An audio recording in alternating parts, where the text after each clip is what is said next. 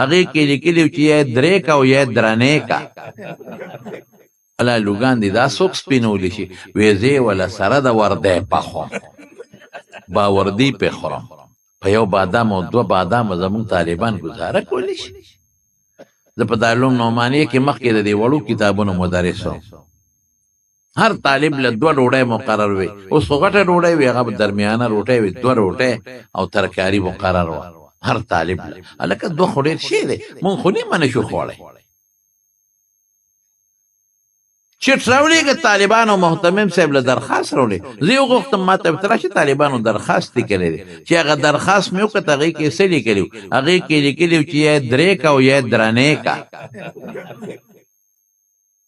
یا درې کا او یا درنې و د نر بچو په دوو ډوډو نه مړېږي اوس زموږ طالبان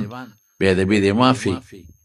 بس خدای پاک یې ورکوي په دې کې نورې خبرې نه کړه خو په دوو ډوډو هم د دوی ګزاره نه کېږي ما ته یې ویې لوګان دې دغه ته ووایه لنګري ته ووایه لوګان سره د پوستکو پخی چې کم از کم سپینی خو یې که نه لنګري مې راوغوښت بیا خو د خدای ظالمه دا لوګان خو ورته سپینوه ما ته وی دا خو په سوونو طالبان دي او بلا لوګان دي دا څوک سپینولی شي وې زه ولا سره د وردی پخوم باوردي پې خورم شکر دی زمارونو زمونږ طالبانو چې سنګ نیولې ده اقسې ډوډۍ خدای ورکوي اقسې عزت خدای ورکوي اقسې جامه خدای ورکوي اقسې ښکلې پټکې خدای ورکوي چې د حضور پاک د علومو برکت نی برکت به د څه شي وي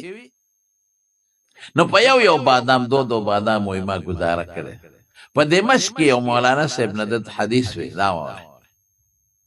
نو د حدیثو درس دوران کې به منډې کړې بار صحرا ته او دس به مات کړ نو بیا به راغی او دس به وکړو نو بیا به کېناست بیا به یې منډې کړې او دس به یې مات کړ نو بیا به راغی او دس به یې وکړو یو بوډا بابا ورته وایي بچې دا څه کې وی بابا دستونه را باندې لګېدلي اسهال مې دی او د وینې دستونه دي وینه رانه بیږي نو خېټه کې مروړ دی ډېر سخت درد دی چې وینه د چانه بیږي خېټه کې به څونه درد دی اخو مدرسې ته هم نه راځي مانځله جوبات ته نه ځي وینا جوړه نو منډه ووامه نو اودس مات کړم اودس نی خو لږه وینه رانه لاړه شي نو بیا راشم اودس وکړم نو بچې ارام ولې نه کې واه واه بابا دا خلک د ارام دپاره پیدا حدیث را نزدیک نه د حضور پاک بابا جي لاړ کور ته او ډوډۍ ولا د زیتون په تیلو کې خیشته کړه وی دا وخوره وی باباجي په ما خو حکیم ډوډۍ بنده کړې ده وی بچې ته دا وخوره حکیم پرېږده اوس په دې خدای جوړ کړي چې روټۍ وخوړه باباجي دا پکې سو زه خو نیم ټیک شومه دل مې کم شو دستونه مې کم شو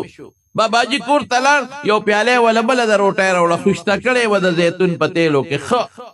وی دا مخوره چې هغې وخوړه باباجي دی که څه دارو دا ما خو بلکل طبیعت ټیک شو خېټه مې ټیک شو دستونه ودرېدل وی بچې سم پکې نو خو څو ورځو نه زما تا ته خیال و چې ستا خوراک نشته نو ستا کولمې سپورې شوې وې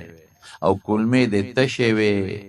نو زمونږ دا ډاکټران وایي چې کولمې کله تشې شي دا حرکت کې مومنټ ورته دی وایي نو د کولمو دا دننه دیوالونه یو بل سره جفت وي او یو بل سره لګېږي نو دا زخمي شي پاخه شي وی ما دله اسم ونه کړل صرف کولمې مې دله ډکې کړې او دله مې غوړې کړې